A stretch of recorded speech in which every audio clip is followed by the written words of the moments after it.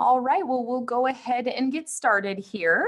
My name is Jennifer Zodi. I am the Utilization Review Manager at Mountain Pacific Quality Health. On the line, I also have Michelle Lingenfelter, our Home and Community Services Supervisor, who I'm sure most of you are more familiar with. Today, we are going to be just going through a fairly brief training around the transition that's going to be happening come June 1st, so very soon, where we are going to be having the PASRR or Level 1 submitted through our Qualitrac system, and we'll explain that a little more as well during this time.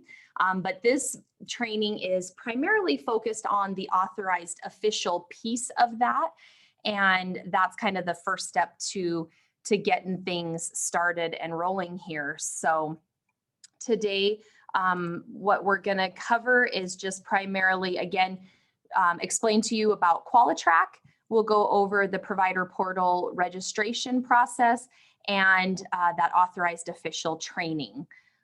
So we do have quite a few participants on, and so the way it was set up is that everybody is automatically muted when they come in. So if you do have any questions throughout, please feel free to use the chat or the Q&A option, and we will be monitoring those. And once we get through the presentation, then we will go back and answer any of those questions that people might have. All right, so what is Qualitrac? So Qualitrac is a web-based health management system that was built and is maintained by a team of clinical and technical experts by a company called Telligent, and they are actually based out of Iowa, and we partnered with them a couple years ago, and at that time we transitioned some of our other services that we prior authorized for the state of Montana. And so we have been in Qualitrac for a couple of years now, so it's not new to us, but it is definitely new to probably all of you, as now we are at the point where we are getting ready to transition that PASRR Level 1 piece into Qualitrac. Some of the very nice benefits of Qualitrac is that it provides 24/7 provider access. It's a streamlined review process, so all of the information is really kind of housed in one location on one page. You can securely upload electronic documents so that you're not having to fax or mail, things like that.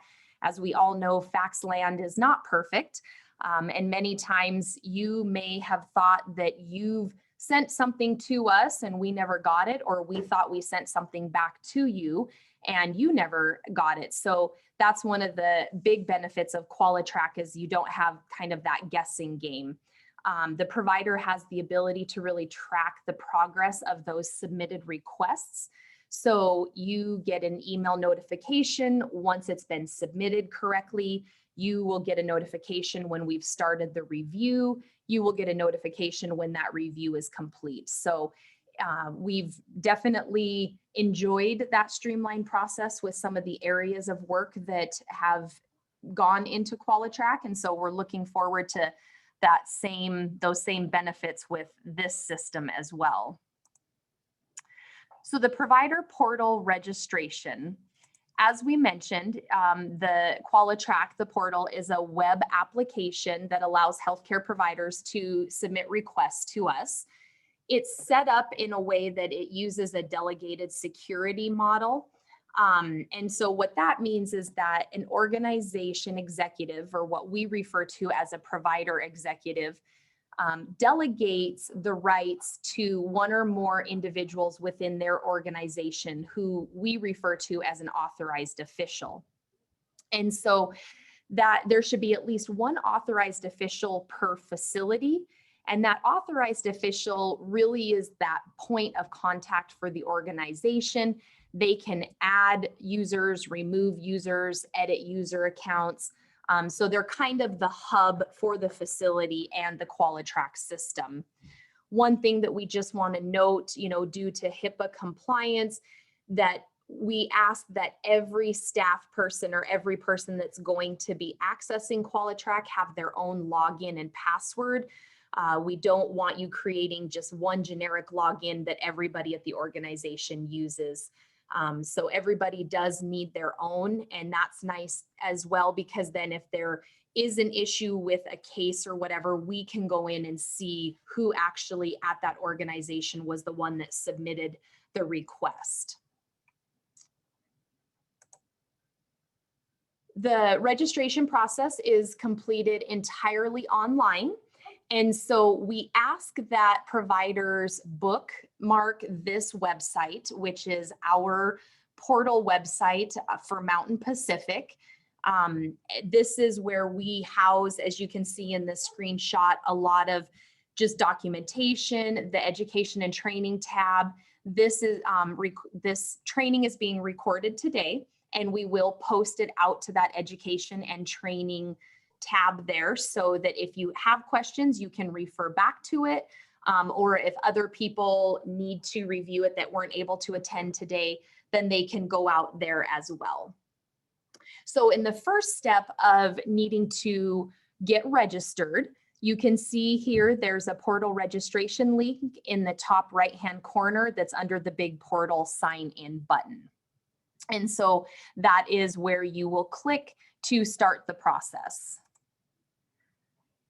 The registration process is completed in 3 easy steps. First, the provider executive, which is that duly authorized representative that is permitted to bind your organization to this agreement. So it could be the administrator of a nursing home, it could be a CEO. Really, it's kind of just whomever at that organization has that right to say, yes, I am going to allow us to sign up with this agreement. That provider executive then designates 1 or more authorized officials. Those are the individuals, again, as I mentioned, that will manage those provider accounts for your organization. And that authorized official will also complete an authorized official agreement, and they're part of the registration form.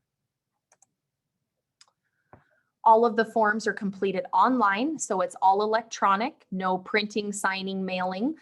So that is a newer process. So we're very happy with that. It definitely helps speed up everything.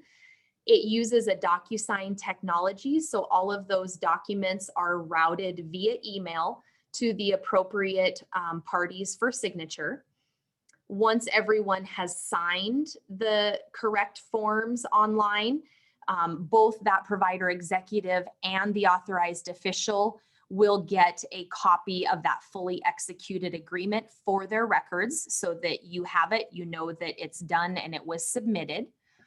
If more than one authorized official is designated, then a separate registration must be completed. So the provider executive would go in and fill out the information for, say, person 1, who is going to be the first authorized official. And then when they submit that, it will go to person 1 for them to complete it. Then the provider executive would go back in, start another registration packet, and put in who person 2 is going to be, and then send it to them. So again, you don't have to have 2 authorized officials, but you definitely need 1. Once both the provider executive and that authorized official complete their steps, then it is sent electronically to the Qualitrac registration team, who will then complete that process and provide instructions to the authorized official once they get their account set up.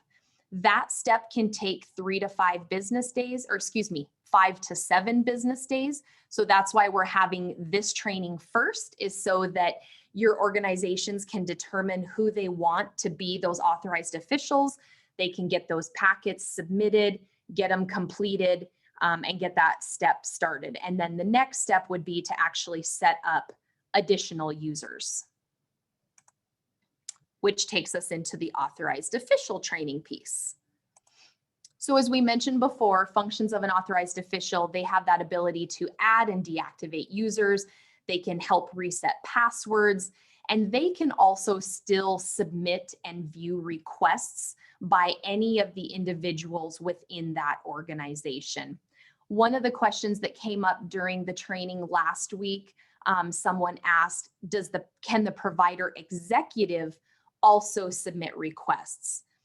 They can if they are set up by the authorized official as a user. So the provider executive, really their role is to say, here's who I am delegating is going to be that authorized official, and then their piece of it is done. Unless you want them to have access, then they would have to have an account set up for them by the authorized official. That authorized official, once their account has been created, they will receive 2 separate emails. The first one will contain their username that was created for them. And then the second one will contain the link to the portal so that they can get their password set up. So one thing to note is that second email with the password information is system generated. So depending on some organizations' filters and how they have their email set up, it may go to your junk or spam folder. So we just recommend that if you don't get a second email about the password within a few minutes of getting your username email, to please check your junk or spam folder.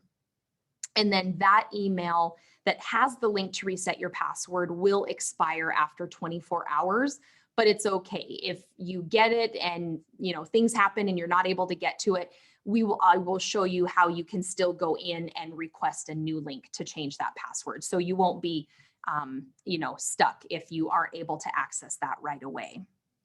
So the first time accessing the portal, then the authorized official will change his or her password and agree to the terms of use. So now the authorized official has been set up, they've reset their password, and they're able to get into the portal. And so, they are accessing the portal so that they can change their password. So there's a portal sign-in button here that they can click on that in the top right corner of our portal webpage, which will take them to the login screen. And so on the login screen at the bottom is the reset password link. So either if you don't get that initial email that has the link to reset your password, or it expires, this is how you would get in to be able to change your password without having to contact somebody. So then when you click that reset password link at the bottom of the page, it'll take you into the reset password module. We ask that you not bookmark this page of the Qualitrac sign-in page because the security around this login page will cause issues when you try to log in the future. So the first time it might work, even the first couple of times, but once you get past that, then you'll start getting error messages. So again, the web page that we showed earlier, and I will pull it up again at the end of the training, is what we really encourage you to bookmark. So that is where you always go in, and that's where you will start from. So if you click the reset password link, then this is the module that will open. It will ask you to enter your username. And so then this is what, when you enter in your username, it will then find the email address that is associated with that and send you a new email with a new link to reset your password. Again, it's your username, not your email address. If you put in your email address, it's going to say that it can't find it. So once that authorized official has gotten their password changed and they're logged into the system, up at the top in the menu bar, they will see an option that they have, but other users do not. And there's a little tool icon. And when you click on that, then you will see Manage Users. You'll select that, click the search button, and this will allow that authorized official to see a complete list of everyone that has access for their facility. Now, if there are more than one authorized officials, you won't be able to see each other's accounts, but you can see anybody who has been set up as a user. So in this case, the authorized official has just been set up, so they would be the only one that you would see. So in this screenshot, you can see there's only one person listed. As they add users, then this list will grow and you'll be able to see all of the people that have been set up to have access for your organization. When you're at this screen, any of these blue links are clickable. So if you click one of them, each of them will take you to the exact same place. This is just a screenshot of what that looks like once you select somebody. This shows you their account information. You can see their name, their username, email address, all of that. And then up here in the top, it shows you the organization that they were associated with. And this is based off of what is put into that packet when they fill it out, the authorized official packet. So you will identify your organization with their NPI, and then that's how you are associated with them. So the authorized official and the user will be able to edit any of that information that we just saw on the previous slide, except for their username. Once a username is created, you can't change it. And so if you needed to change it for whatever reason, maybe somebody got married and had a name change, you can't go in and change their username. So if they wanted it updated, you would have to go in and actually deactivate their account and set them up with a brand new account and a brand new username. Each username is distinct in the system. So if you go to set somebody up and that username is already matching on somebody else in the system, regardless of if they're with your organization or not, it won't save it and it won't let you use that username. And so then the authorized official will have to enter in a new one that doesn't match. Typically, when we're setting up accounts, we will put first initial, last name. So if it's Minnie Mouse, you would have M Mouse. Well, if there's already an M Mouse in there, you might put Mouse M. So you can do kind of any variation. And really, it's up to your organization how you want to create those usernames, but that's usually what we've done in the past. So to set up a new user, the authorized official, when they're at the Manage User page, there is the Add User button that'll be in the top right corner. So they'll click the Add User, and then everything that has a red asterisk will be a required field. And then the organizations drop down, you will see here your name, and then you'll just want to put a check mark next to that organization to select it. Some other facilities, we work with a lot of out-of-state hospitals where they may have one person that actually is working for multiple organizations, and so they may be associated to multiple organizations. In your guys' situation, I'm not sure if that would ever apply, but when you're setting up that user, you want to just pick who they are associated with if there is more than one option there.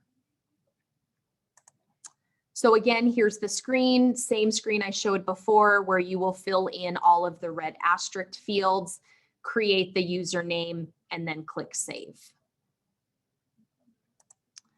So after clicking Save, the system will then direct the authorized official to the Reset Password page. The username that they just created for that user will default into the box. Anytime a password needs to be reset, you again just want to use the username, not the email address. And then when you hit the submit button, this is going to send an email to the user with a link to reset their password so that they can get logged in for the first time. This is a screenshot of what that email will look like that is sent to the new user. You can see here in this first sentence here that it says we received a request to set up a new password or change the password on the, and in this case, it's S. Wilson PPU account. So here's where they will see the username that was set up for them. And then here is the link for them to change their password. When they click the link, it takes them to the reset password page. And once they're here, it shows you, what the requirements are for a password. And so once they set it up to match those rules and hit submit, they will then be able to log into the system for the first time.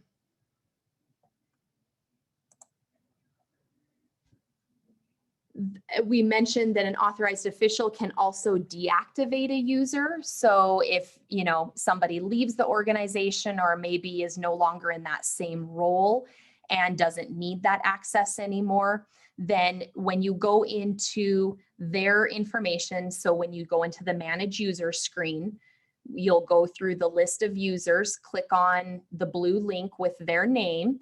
And when you come into their information, then you'll be able to click the red deactivate user that's at the bottom left-hand corner. And then it will deactivate them. So again, here is our website. This is the one that we highly recommend that you bookmark, so that this is where you will start, whether it's the portal registration or actually logging into the portal. This is kind of the home base that you want to start from. And then our call center number is here. If you have any questions when you get in there and you're trying to get that account set up, please don't hesitate to give us a call. We're more than happy to walk you through that and help you look at those things to guide you in the right direction if you're running into some issues. And then I'm just going to show you here real quick. So this is the actual web page. So when you bookmark it, so again, you have the portal sign-in option, the portal registration, and then the education and training. You can see here, these are all the previous trainings that we've done for the other areas of work that we've transitioned. And so after this training, we will get this added here at the top of the list as well, so you can access it. One of the questions in the previous training was if we would be actually sending this information out after this, and we won't be sending it out because we will be housing it here on our website. So you can access it at any time. If you want to download the slide deck, which is the PowerPoint presentation, you can do that from this location as well. So for the portal registration, I just wanted to show this real quick. When you click the registration button, it takes you to that DocuSign process.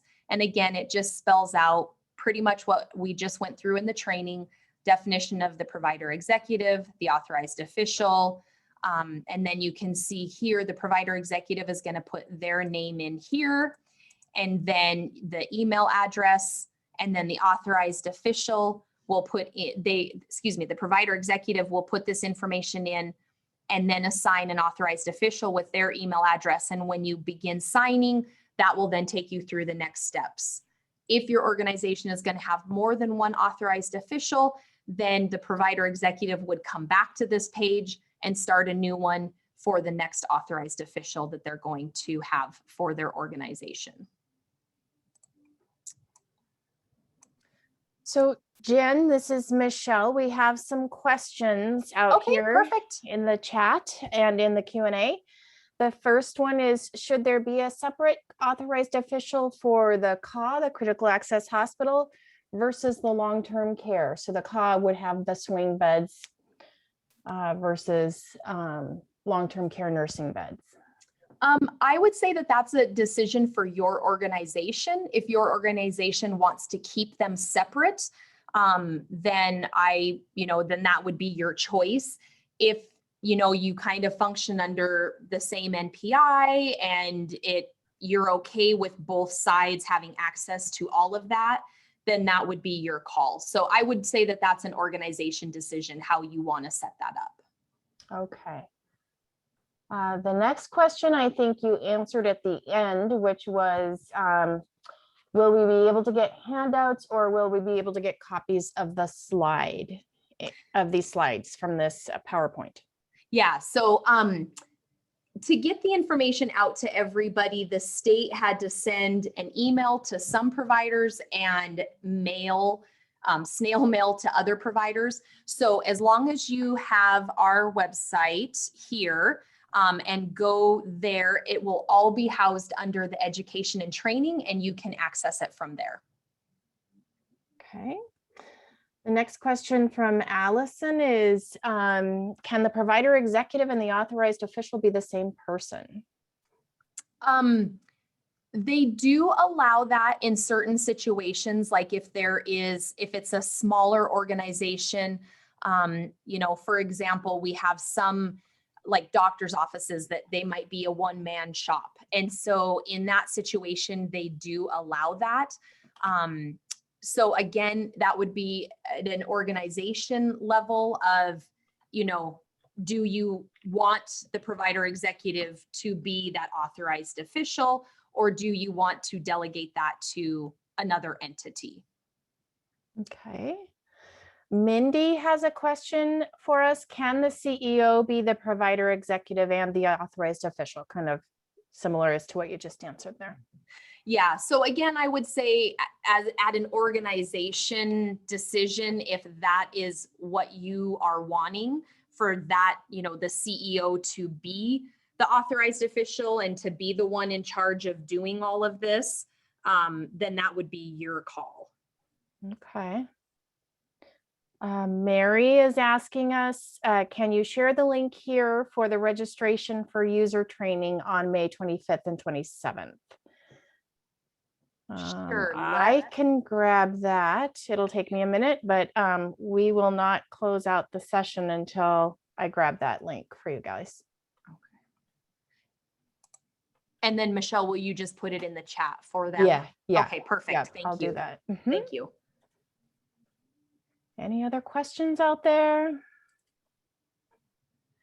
And I will just add to that, you know, if you were one of the organizations that received the notice via mail, and so you weren't able to just click the link so that it automatically took you to them and you were having issues with that, you know, please give our call center a call. And if you provide them with an email address, then they would be happy to email the document to you. So then you can actually click the link, and it is a much smoother process than trying to type the whole thing in.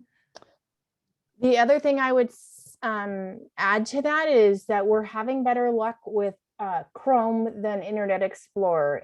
And just as a side note in general is that Qualitrac really does best in the Chrome environment. Yes, thank you, Michelle. That is a very good point. And we talk about that in the next training. But yes, if you, even with this, when you're trying to go in, they do recommend Chrome or Firefox. They have found many more issues with Internet Explorer. All right, Mary adds, the call center was fantastic in getting me the link for this one. So thank you, Mary. I'll let them know. I'll give them a pat on the back. Any final questions or that we can answer for you before we wrap up?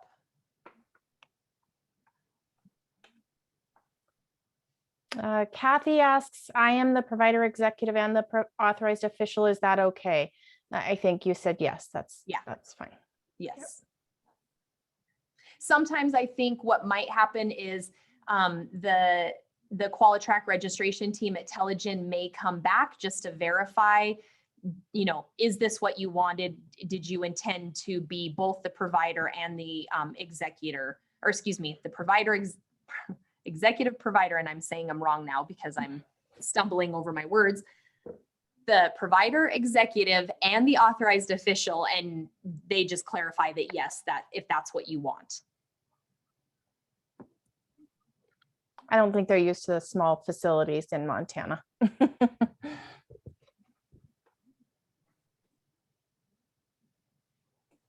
Any other questions?